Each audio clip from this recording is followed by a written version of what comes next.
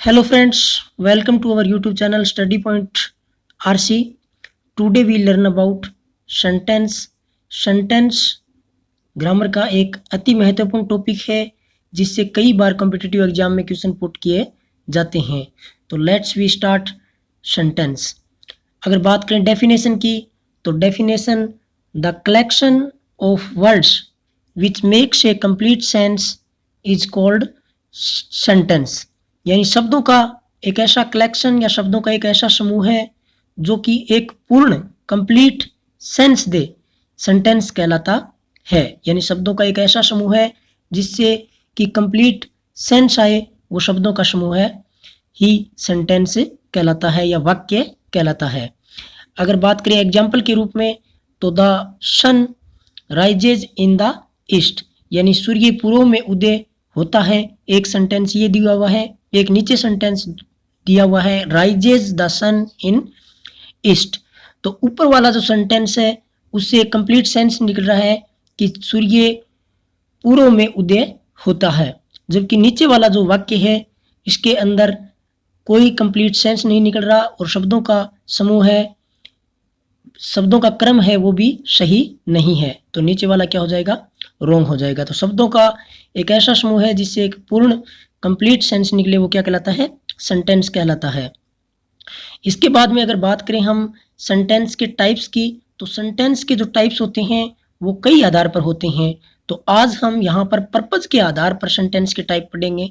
इसके बाद सिंटैक्स के आधार पर और भी कई आधार पर होते हैं, वो हम कभी बाद में करेंगे। तो आज हम सीखते हैं पर्पज के आधार पर सेंटेंस के टाइप कितने होते हैं। तो मुख्य रूप से पर्पज के आधार पर सेंटेंस के जो टाइप होते हैं वो 5 होते हैं। पहला है असर्टिव या डिक्लेरेटिव सेंटेंस, सेकंड है इंटेरोगेटिव सेंटेंस, थर्ड है इंपेरेटिव सेंटेंस, फोर्थ है एक्सक्लामेटरी सेंटेंस और फिफ्थ है ऑप्टेटिव सेंटेंस। अब हम क्रम से इनके बारे में एक एक देखते हैं कि कौन सा सेंटेंस क्या है।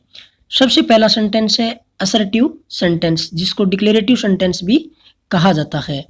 ये जो सेंटेंस होते हैं ये मुख्य रूप से स्टेटमेंट या फिर कोई इंफॉर्मेशन देते हैं या फिर अपना कोई ओपिनियन रखते हैं। असर्टिव या डिक्लेरेटिव जो सेंटेंस होते हैं उसको मुख्य रूप से 2 भागों में बांटा जा सकता है। पहला है एफर्मेटिव और सेकंड है नेगेटिव। यानी असर्टिव सेंटेंसेस को 2 भागों में बांट दिया, एफर्मेटिव और नेगेटिव। इन वाक्यों की एक नॉर्मली विशेषता ये भी होती है कि इन वाक्यों के लास्ट के अंदर क्या लगा होता है, फुल स्टॉप लगी होती है। तो एग्जाम्पल के रूप में देखें एफर्मेटिव या सकारात्मक वाक्य तो my friend is good player. यहाँ पर एक स्टेटमेंट दिया हुआ है कि मेरा जो मित्र है वो एक अच्छा प्लेयर है। अगर इसी को नकारात्मक रूप में भी देखें तो नकारात्मक जो रूप है इसमें Ram does not play cricket, Ram cricket नहीं खेलता है।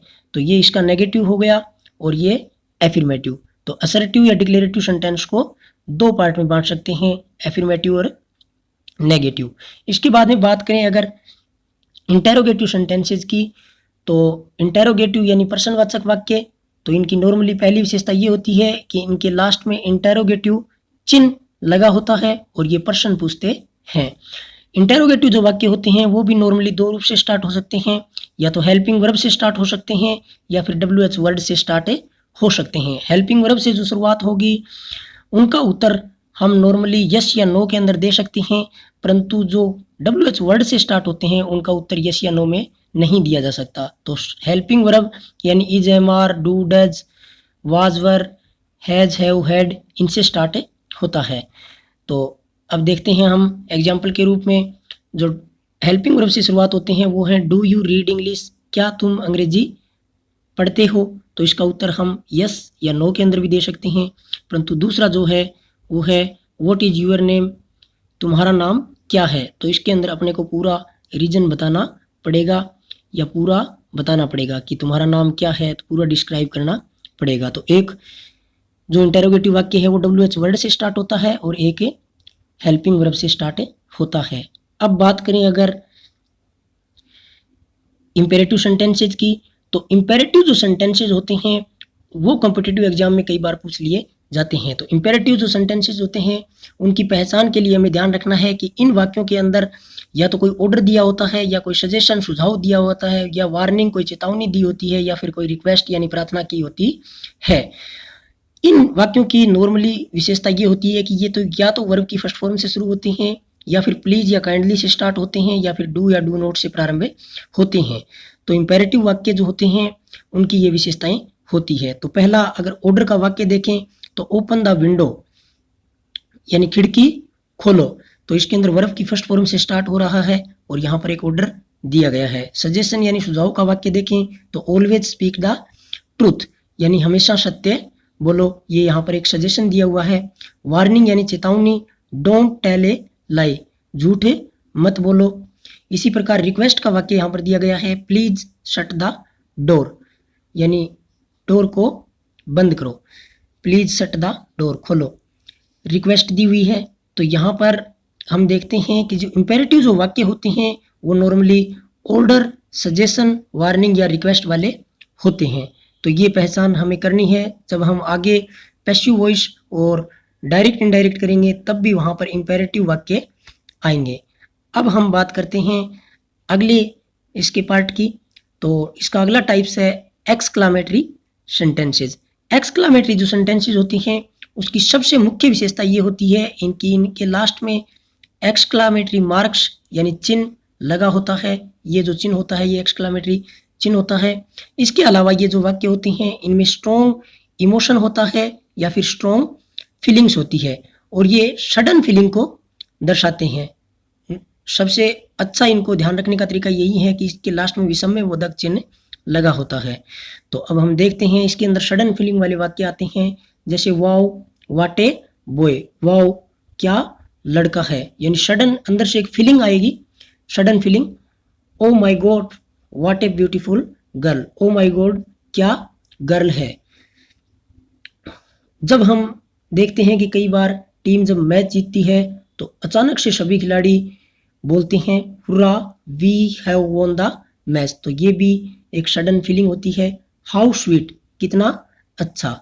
तो ये सब जो एक्सक्लामेटरी चिन्ह वाले वाक्य होते हैं ये एक्सक्लामेटरी वाक्य के अंदर आते हैं और इनमें अपने को ध्यान रखना है कि इसके अंदर एक सडन फीलिंग आती है, या तो सैड फीलिंग आ सकती है या फिर कोई खुशी की सरप्राइज की आ सकती है। इस प्रकार के इसमें वाक्य सम्मिलित किए जाते हैं।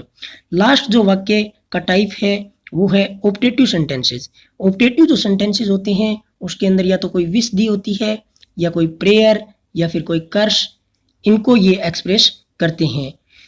तो विश के अंदर हम देखें तो इस प्रकार के जो वाक्य होते हैं वो शामिल किए जाते हैं, मे गॉड ब्लेस यू, भगवान आपको आशीर्वाद दे, भगवान आपको सुखी रखे, wish you best of luck. इसी प्रकार मे यू लिव लॉन्ग, आप लंबे समय तक जीवित रहो। ये इस प्रकार की विश हम देखते हैं। इसके अलावा प्रेयर के अंदर हम देखें तो हैप्पी जर्नी, ये प्रेयर के अंदर आती है। और क्रश यानी अभिशाप, क्रश क्या होता है अभिशाप, तो इसके अंदर अभिशाप वाले वाक्य भी आते हैं, गो टू हेल नरक में जाओ।